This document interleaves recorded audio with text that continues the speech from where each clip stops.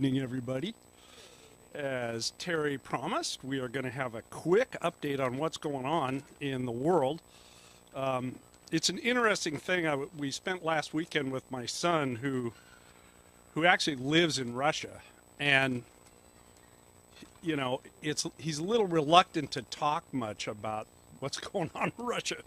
I don't blame him. You know, if I was living over there, I wouldn't want to talk a whole lot about it either. But one thing that did happen that he mentioned, about 5 years ago, he and I are kind of a lot alike, so we were trying to do a deal, and, you know, a business transaction, and he had a friend named Ike. And Ike's last name was Kavaladze, and Ike Kavaladze was a character, still is a character. He lives up in L.A., and so when my son was over here at one point, we met with Ike up in L.A. and, you know, had lunch with him, and he's a bit of a wild man. And it turns out that Ike works for a guy named Agalarov. Well, Agalarov is moving microphone. That's pretty tricky. Agalarov is the guy who is in between Jared Kushner and this whole Russian fiasco, and with Donald Trump. And so supposedly, you know, Agalarov is the guy who said that he had this breaking information on Hillary or something, and he was going to give it to either Donald Trump Jr. or one of the kids from Donald or something. And so my son sort of reluctantly admitted that, well, you know who Ike works for, don't you? And I go, no. And he goes, well, it's Agalarov. And I'm like, what? And, you know, you never know with Russians, you know, who's working for who and who's doing what and when and all that. And so it turns out that my son knew, he's met Agalarov, and he's one of these Russian oligarchs that made a whole bunch of money. And at that point, he said a couple more things, like, you know, Agalarov's in the middle of this whole thing, and then I started to probe him a little harder, and he clammed up like a clam. Because, you know, what happens is of course, you know, you can't, you don't want to talk about that stuff. And, you know, you don't want to say what you do or don't know. I don't think he really knows anything, just for the record. He doesn't know anything, so in case this gets out on the internet somewhere. But things with Russia are interesting, as we're going to talk about quickly tonight. There's kind of two topics that I wanted to talk about. One is, as you guys know, and I think maybe the first thing we should do is go to Luke 21, verse 11. And this is talking about the end times, and it's talking about what Jesus said about the end times. And we could start with verse 10.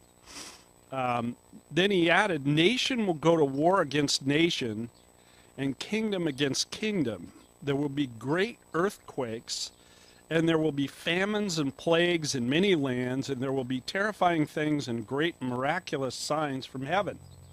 It's Luke 21, 10 and 11. But before all this occurs, there will be a time of great persecution. He's speaking to the Christians. You will be dragged into synagogues and prisons, and you will stand trial before kings and governors because you are my followers. Now, first of all, we've seen that happening clearly in Syria and a lot of places in the Middle East. They basically have, you know, just committed atrocities and wars on the Christians.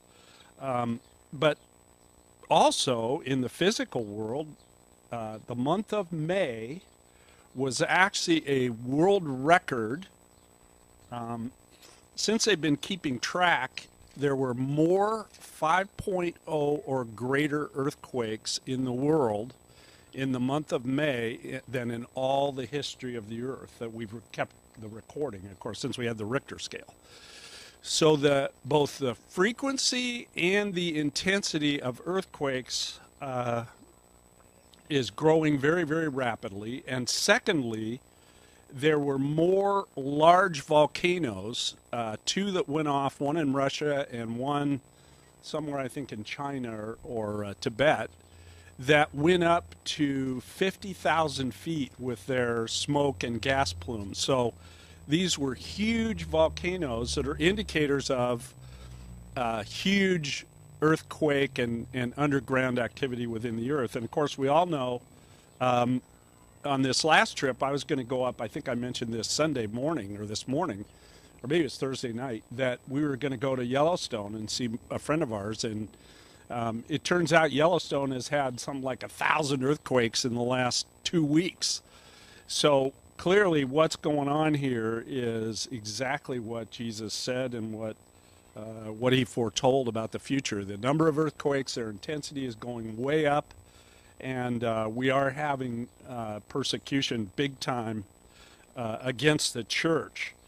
And then the one other thing that I wanted to just mention to you guys is something that I don't know if you listen to Debka, which is this Behold Israel, really, which is the website that has Amir, this guy who talks. He's an Israeli soldier who talks about current events. And this last week, he gave sort of an update and said, that there are some things that aren't being reported in our news. And of course, there's a lot of things that aren't being recorded in our news, but that's a whole other night. But what happened is, or what's happening is, if you can kind of remember your Middle Eastern geography, Syria and Jordan lie between Israel and some of its ornery neighbors, mostly Iraq and Iran. And always before, Israel has had at least 5 minutes to respond. In other words, they would see a missile, and the missiles that, of course, they're shooting off from Palestine, those are slow, just below ballistic type missiles they're very easy to track and very easy to take down. But one of the problems with, of course, North Korea and these other newer missiles is, they go a lot faster and they go a lot higher. And so it's much more difficult to take them out because, they're way up above the atmosphere and they are moving very quickly. And it's like hitting 2 bullets, to try to take them out when they're up in the intercontinental ballistic missile type. Well, what's happened is that inside Syria, there are now 2, they know that underground they have created a missile factory, and they know that the Russians and the North Koreans are in there showing them how to put these missiles together, and that the response time for Israel after these missiles are deployed, which they believe are going to be fairly soon, in the next 6 to 12 months, that the response time for Israel to react will go from 5 to 12 minutes down to less than a minute. And so what Israel, of course, is going to have to do, they can't react in a 1-minute time frame. In other words, they would know before that a missile was airborne and would be able to have enough time to get to the bomb shelter. Well, with 1 minute or less, you don't have enough time to get to the bomb shelter. So the civilian and the risk to the Israeli population is much greater with those missiles that much closer. So watch, and none of this has been covered in the U.S. news. And of course, the way the news will make it out is that when Israel takes these out, the news will make it out that, Israel was the aggressor, and they went after these guys and they weren't doing anything wrong. And, there was no evidence of Russian collusion or anything. And so the news will take exactly the opposite, or the non-truthful perspective on it. But watch for that to happen sometime in the next 6 to 8 months. I think that, Israel's being more and more encroached upon, both from a airspace and a threat and a geography and everything else as time goes on. And so I think we're going to see that happen, and watch for that. And we'll continue to start to have these as there's news available, and pray for the peace of Jerusalem, and pray for Israel, and pray for the church. The one other thing that I'd like to leave you with is that, in times of persecution, what we see happen in the church is the church gathered together and got unified and grew. And that's what we see now.